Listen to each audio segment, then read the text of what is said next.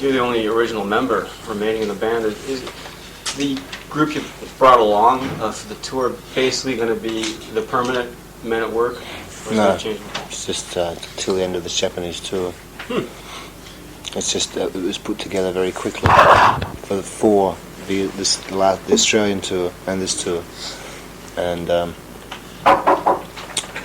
and it's only going to last for another week or two. But I think that I'll be working with Jeremy Alsop, the bass player who's in this band, and probably Chad Wackerman, the drummer, and it'll be a small nucleus. But apart from that, it'll be totally different next year. Working with them, meaning in in a studio or writing songs? Yeah, a new album. Was it right? So I hope to start early next year. You're not really looking for new members at present, though? No. パーマネントなメンバーで固定し今のメンバーで固定していった方が So you prefer basically keeping things rather fluid as opposed to just establishing a solid unit for a long period of time then? Yeah, I'd like to have a small nucleus, probably of 2 or 3 people, and every album or tour change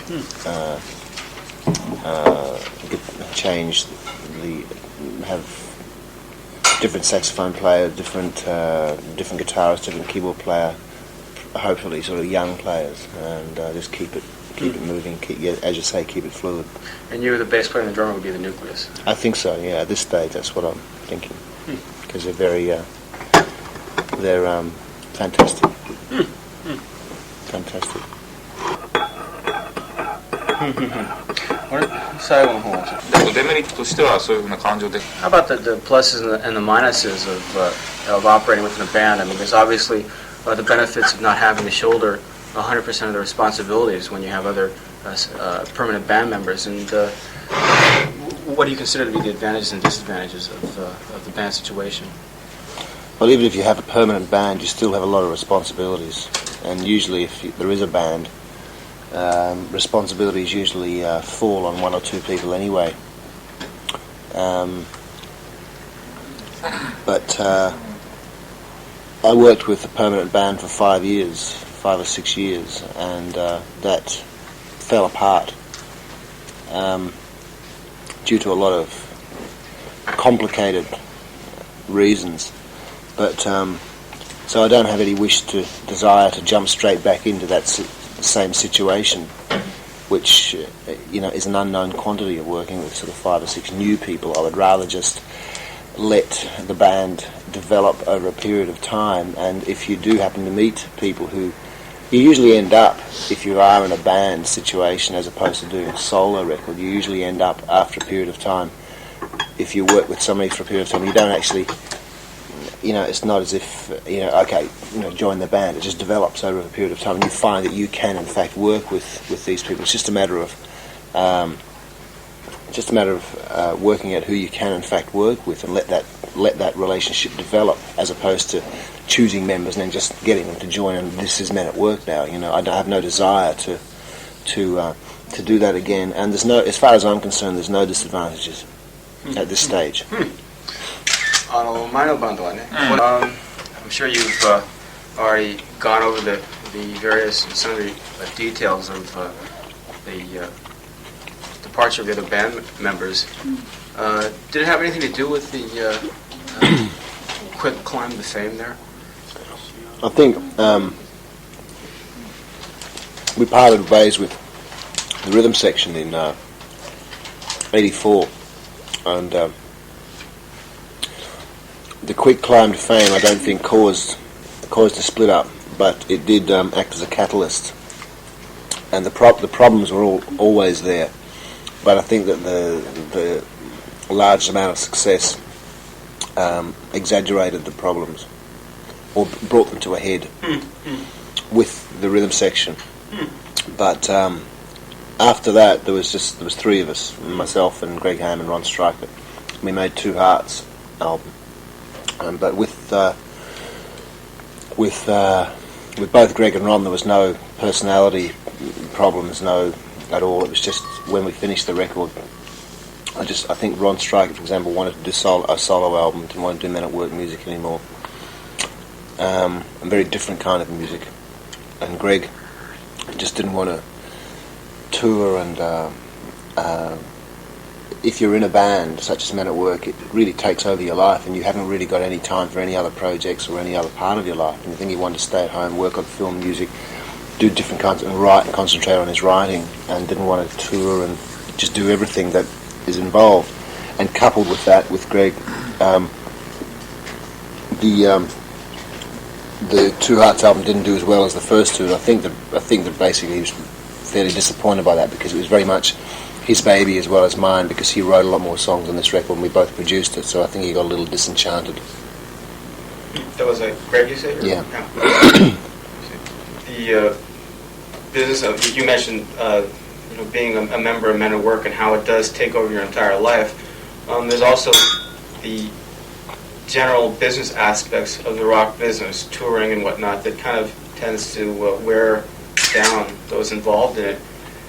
You basically think you can hold up under these the pressures and this kind of work? というか、まあ体質的にそれがすごく性に合うかという。 Everything actually suits your basic nature. It's just something that has to be done. I don't particularly enjoy those aspects, and especially over the last year or two, I've been involved with that to a great degree, and it's something that That's why I have I have the same manager that I've had since the start of the band is still with me. So it's virtually just the two of us, and we work very well together, and we have good people working with us who do take care of that kind of thing. But over the last year or two, I've had to involve myself more than I'd like, and it's just now where I'm becoming a musician and a writer again, and concentrating in those areas as opposed to being a negotiator or a businessman. But I'm holding up. But I think that it's not easy in a way to when Greg left, for example, I didn't think, I'm going to call it quits, but it was, a lot of other people thought, that's the end of Men at Work, because it was a part that we were the last two, and Greg left, so there's just me, and thought, what's the point of keeping it going? You might as well do solo albums. But travelling around the world, there were so many fans who have felt very positive, not only about me, but just whatever Men at Work means. And the Men at Work doesn't really mean the people so much as the music. So I wanted to keep that going, but it's difficult to just keep feeling positive all the time, and you have to work on that. I think I do. Otherwise, you could just say, I'll try and hustle a movie score, or I don't want to go out and tour and play for people. But that's what one should do at this point in time, and that's what I'm doing now. And I want to go back in the studio straight away, do another album and tour. 1986 is going to be basically Men at Work priority. Maybe 87, maybe I can sort of switch my attention to something else, which I'd like to do. I don't really want to just be in a band, but at the moment, Men at Work is my priority. Are you satisfied with the way things have gone since taking it all on your... Oh, look, I have no complaints about the last 5 or 6 years. After, say, everybody left and you decided to... Yeah, everything's fine. Everything's, it's just a very difficult time, because it's a process of re-establishing ourselves. It's like re-establishing confidence, in other people. For example, when Greg left, we had a tour planned. It's like the stock market, the sort of confidence dropped out, and promoters got real worried because they thought that people weren't going to come along.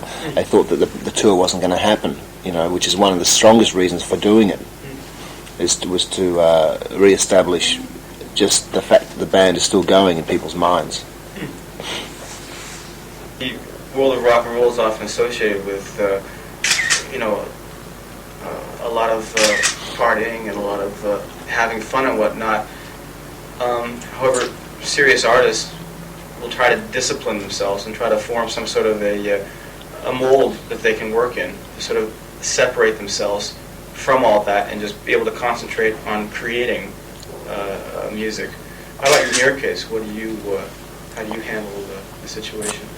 Well, I think that it's different for everybody, but I don't consider that the creative process can be isolated like that, because I think that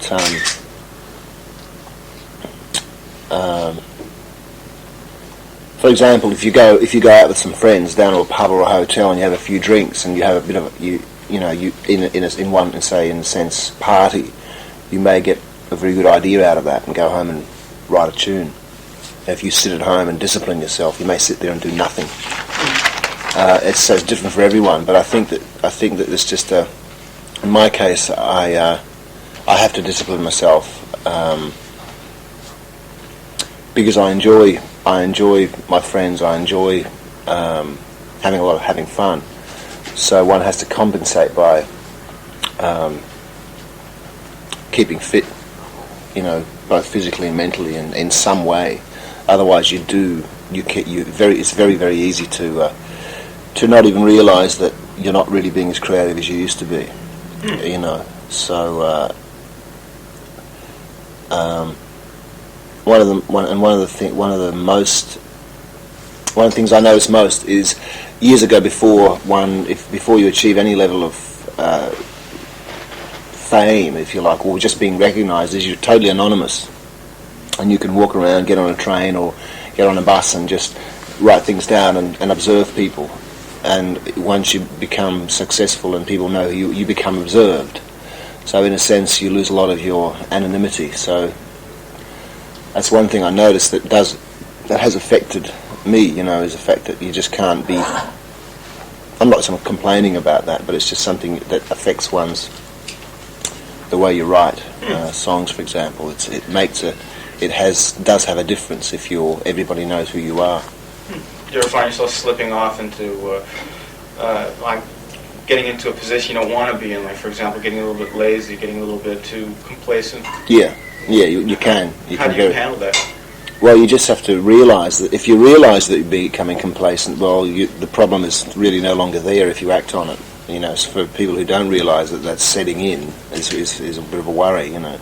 But one of the most important things for me is just to keep physically fit and to keep if you counter whatever you do by just even doing, like when I tour, I just tend to run every day or as much as I can for maybe 40 minutes or something, and it just clears out your whole system. Or you do some exercise, it makes your performance better and it's just stimulating.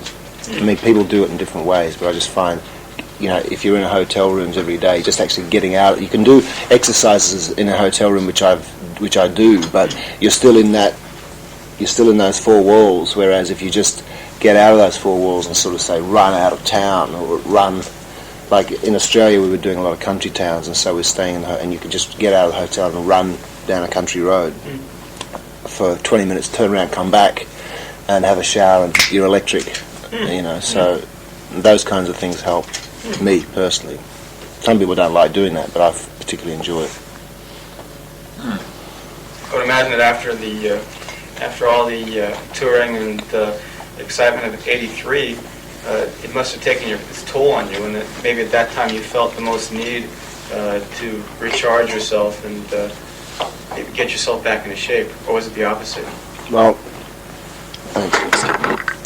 when I came off the '83 tour, I was really fit. I was fitter than when I started, because I had on tour. Our tour manager was a fourth Dan black belt karate, and we used to run and work out every day. And when I got back, I was really fit, much fitter than when I left. And but 1984 wasn't a very pleasant year, because we had a lot of internal. That was just an unfortunate situation that couldn't be avoided. So we virtually were out of the scene for a year or over a year. But no, I didn't really have to. I would have liked to have gone straight in and done another album, except one thing was we were all very sick of Men at Work. And at that point, not recently, but at that point, I think we could all, because we all ran home to our different houses and didn't want to see each other. And at that point, we could have split the band up and just said, "Oh, look, let's just leave that's a fairy tale. Let's leave it with a happy ending, rather than kind of let the rot set in," which it kind of did.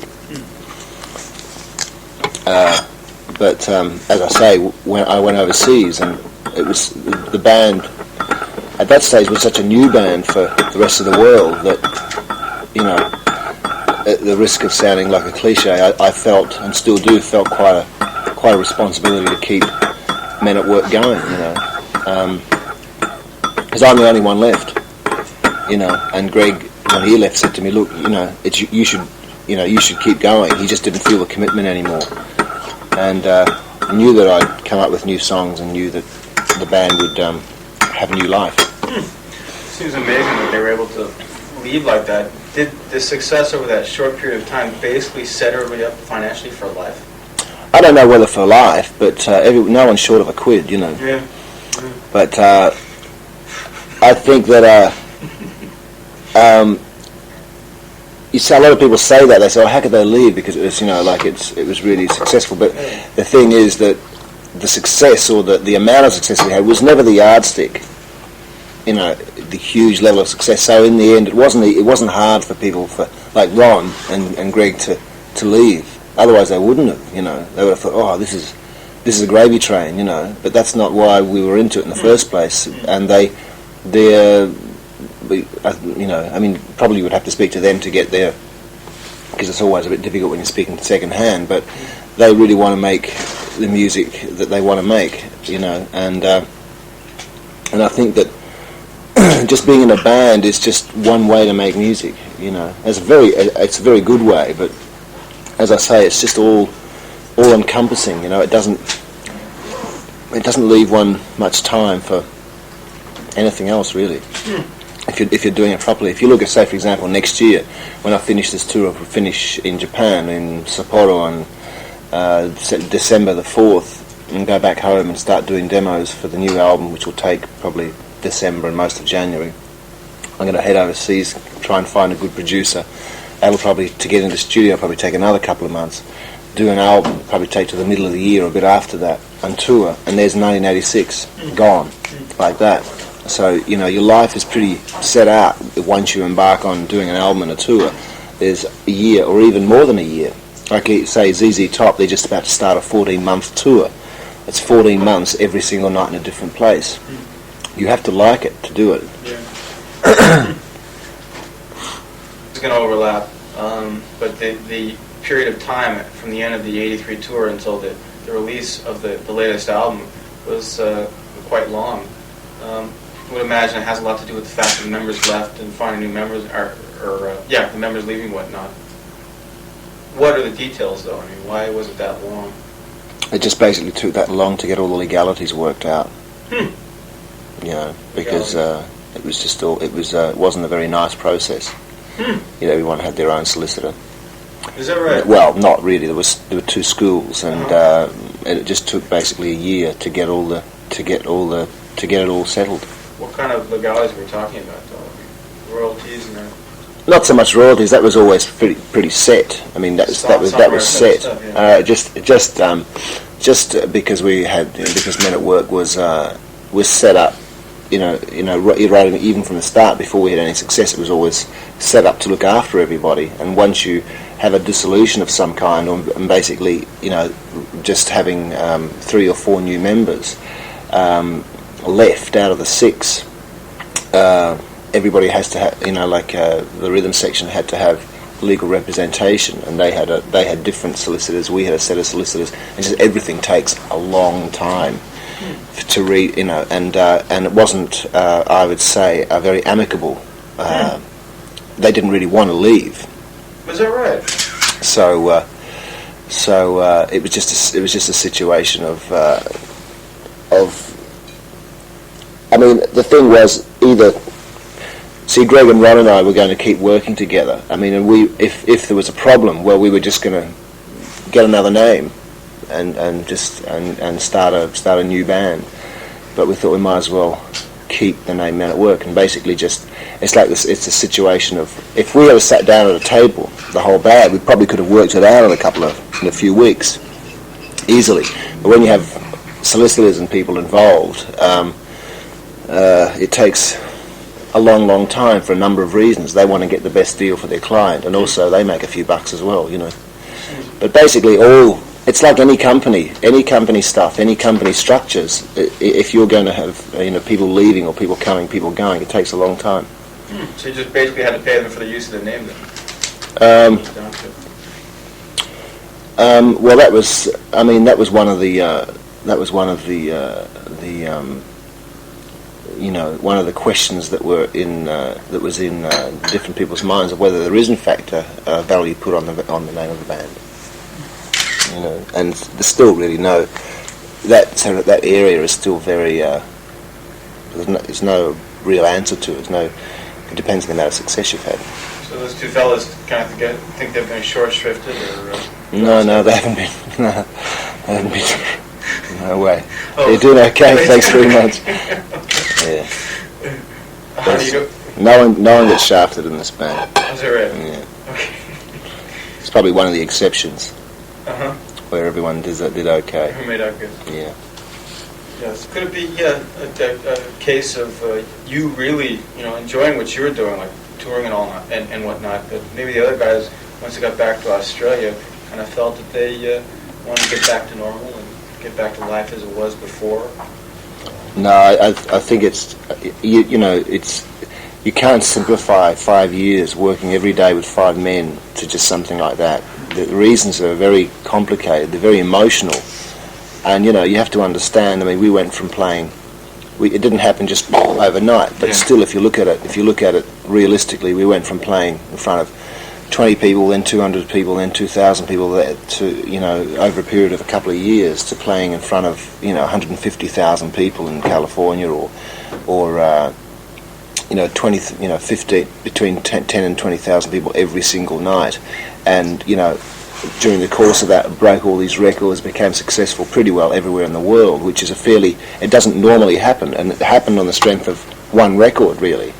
And we'd play for an hour and a half and try and keep the set buoyant. It was a high pressure situation, a high risk situation, and there were all sorts of emotive reasons. And really, the business kind of thing was never really even right up to the end. It was never really that much of a.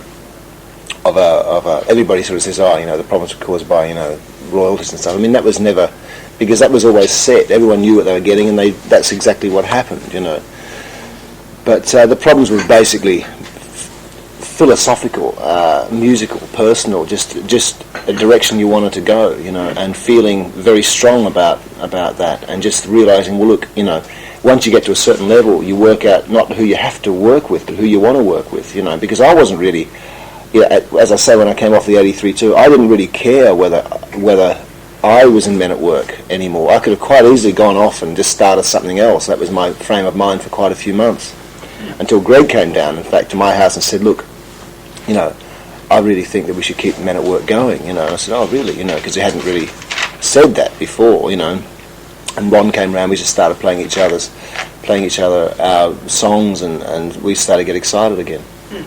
So it's very much nothing was really that definite or conscious, or there is no definite sort of reason about why the split occurred, but it simply had to occur if the band was to keep going.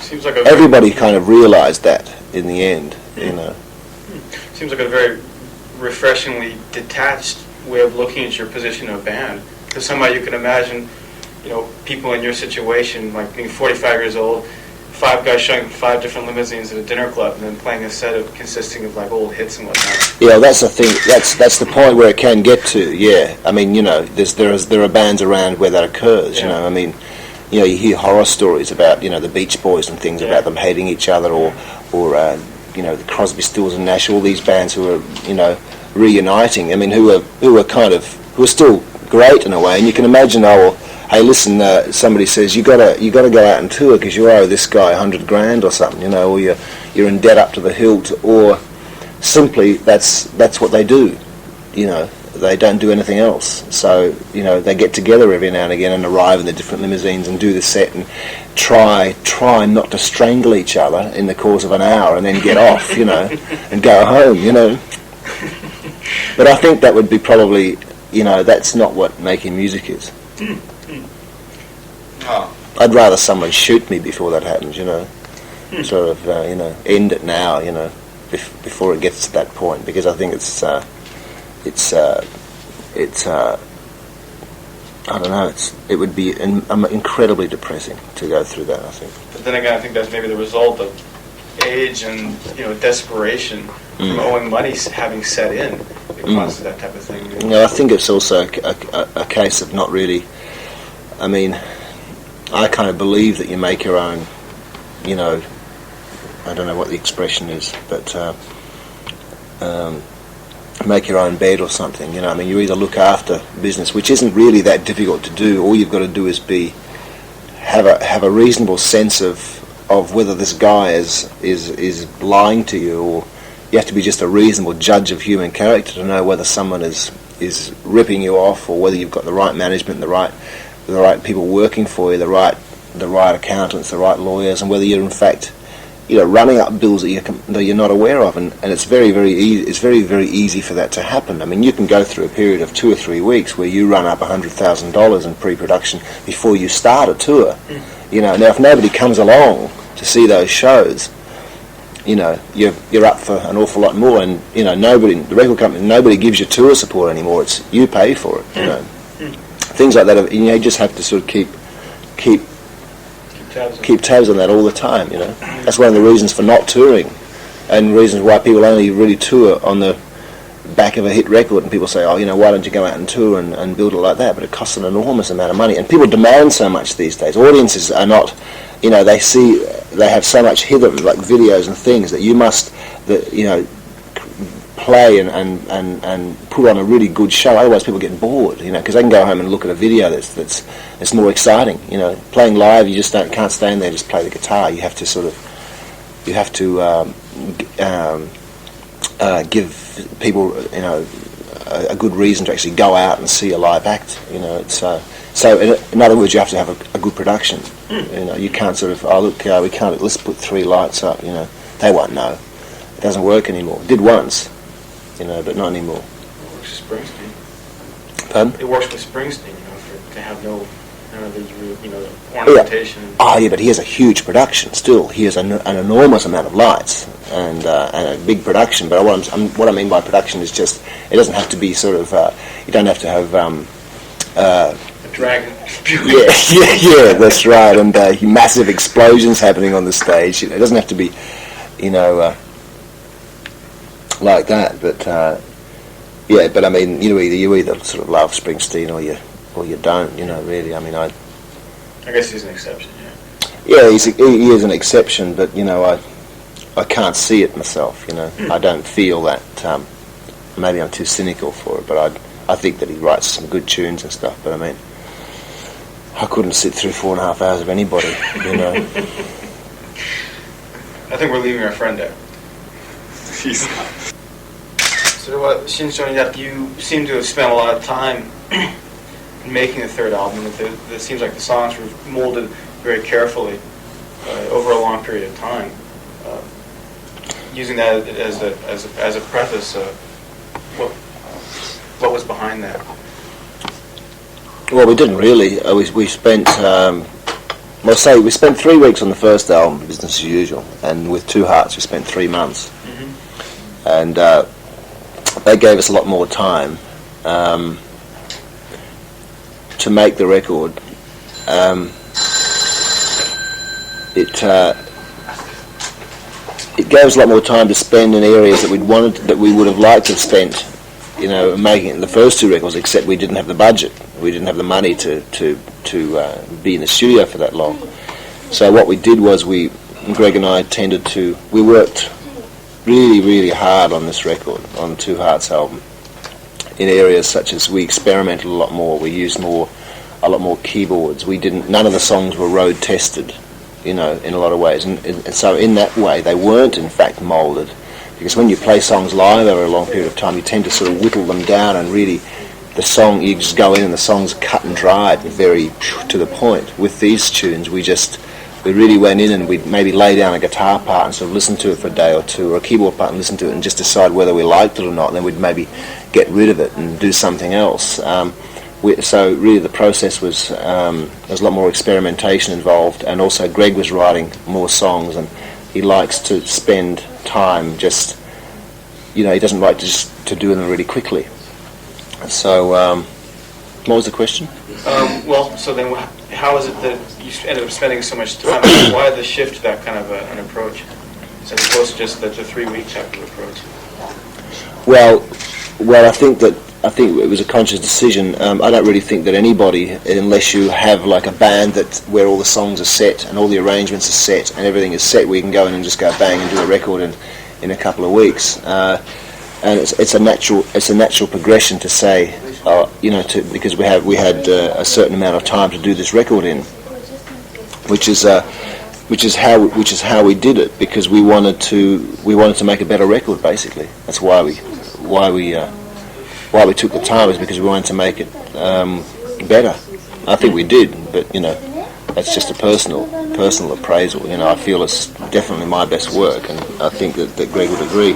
Which is why it was disappointing for him in a way, because it was the first album where he'd written 4 songs by himself, and I think that the arrangements were really, and I think Greg's songs, especially the song called Still Life, and which are really wonderful tunes,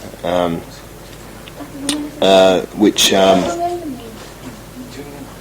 didn't capture the imagination of people that we thought that they would, because we thought we were doing something pretty adventurous, But it was very, very enjoyable and very fulfilling record to make. Having achieved the international success that you did, and getting out and getting around and whatnot, you were probably able to take. You're probably capable of taking a very objective look at the music that was going on in Australia, or was that not the case? And if it was the case, how did your outlook change on that?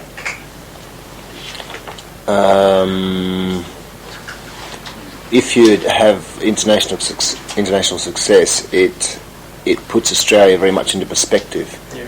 Or and you look at it from the perspective of a world market, and it changed to the degree that I was always of the opinion that the Australian rock industry was the healthiest, one of the healthiest in the world, because there were, at the point where we were coming up through the ranks, there was a huge number of live venues for original bands, like in Melbourne, our town, there were like 60 gigs, in Sydney more even. You could play, and we could actually make a living. It wasn't much of a living. We could make like maybe $60, $70 a week each, which is not much, but then a few years ago it was like the equivalent of the dole, Social Security or whatever, so you could live on it. You could at least pay the rent, which was pretty rare. I think you can't do that now, but then we could do that. And Australian radio were playing a lot of they were kind of fostering Australian bands, and there was this feeling that Australian music was going to become a world force, and we went away and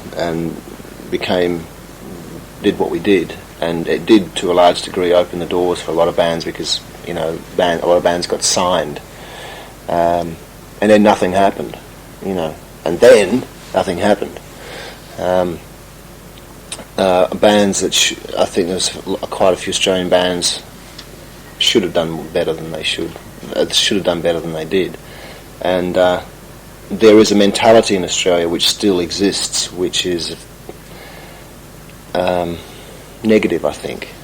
In one way, it's for example, in Australia, it's one of the reasons why I can still live there is because people don't let you get too big for your boots. For example, there's not really a star system in Australia to speak of, which I think is quite good, because I go home and nobody cares about me. Really, I walk down the street and buy a loaf of bread and say hello to the people I've always said hello to, and there's people go, oh, that's Colin Hay, but nobody bothers, or else people kind of abuse you, or people are very cynical about you, if you have too much success, which can be a good thing because it levels you, but on the other hand, it stifles, because as soon as anybody breaks out of and wants to achieve success overseas, there's the tall poppy syndrome, where people kind of shoot them down. They don't want people to get out of that mould they've been in. You know, for example, Australian radio a few years ago were playing lots of Australian bands. Now it's just gone back to where it used to be, where they just take what the American top 20 are playing and just add it to their lists. You know. Is that right? Yeah. So I don't know why that is, but there's just like it's just gone back to the way it used to be. I feel that the Australian music scene's taken a real backward step over the last couple of years. How is that? Well, just by doing that, I don't know why. I don't know the reasons why. I don't know the reasons Maybe why. because the failure of other Australian bands to follow up. They're still trying. They're still trying. You know. There's bands like In Excess that have been knocking on the door for as long as we have. You know, Midnight Oil have been knocking on the door for as long as we have. But they, if you get into a situation where you're entering the rest of the world, you've got to be not smart, but you've got to kind of be adaptable. It's not like you change. You just have to think, well, this is a different environment to what I've been in. I've got to sort of work out how to win here. You know, and basically, you know, you've got to deal with people, and you've got to feel that people are behind you. You know, like, you know, the record company and everybody. Especially if you're 12,000 miles away, because record companies get albums in every week. You know, and basically you've got to be there and make sure that you're a priority. You know, and you've got to push all the time. But to answer your question, just by becoming successful in different parts apart from Australia, it just explodes your mind in a way to just how big, you know, the world is, and especially touring everywhere, and you just get to know how Europe works, how Britain works, how Japan works, how America works, how Australia works, and they're all totally different, and it broadens your mind, broadens your whole outlook. That's all this. For an album there, I think the level of the music is very high. So what went wrong? Why didn't it sell? Hey, I don't know. You said something a little while ago about maybe some of Greg's tunes not capturing the imagination of people. No, I don't think that. I mean, I think that they should have. You know, I think that some of mine should have too. But I think that I don't know the answer to that. I think you can point the finger, you know, for as long as you like, but it's all water under the bridge. I think that, for example, the wrong single were chosen, which is something that we felt right from the start. I think that there's a level of blame that can be put on the American record company for releasing singles that I don't think, you know, I didn't think were going to work, and they didn't work. In fact, they failed dismally. I think there's a level of blame that I can... what we felt should be the singles, which is what we used to be. You know, the American record company was saying, we wanted to say Hard Luck Story, A Man with Two Hearts. Man with Two Hearts was like a transition song from what the Old Men at Work was to this one. We felt that'd be a good first single. Hard Luck Story, because we'd been so long, we wanted to come out with something that hit people between the eyes, you know. And then Everything I Need was released, which was kind of a soft, sort of just a nice song. It wasn't sort of fabulous, you know. So it didn't work. The album didn't work. But in terms of selling, in terms of airplay and huge sales, but say in America it still went gold, which is like 500,000. So we have a bottom line of 500,000 fans who just knew there was a record come out, went out and bought it, which in a way is a real indication of how many people out there just really like the band for the music, you know.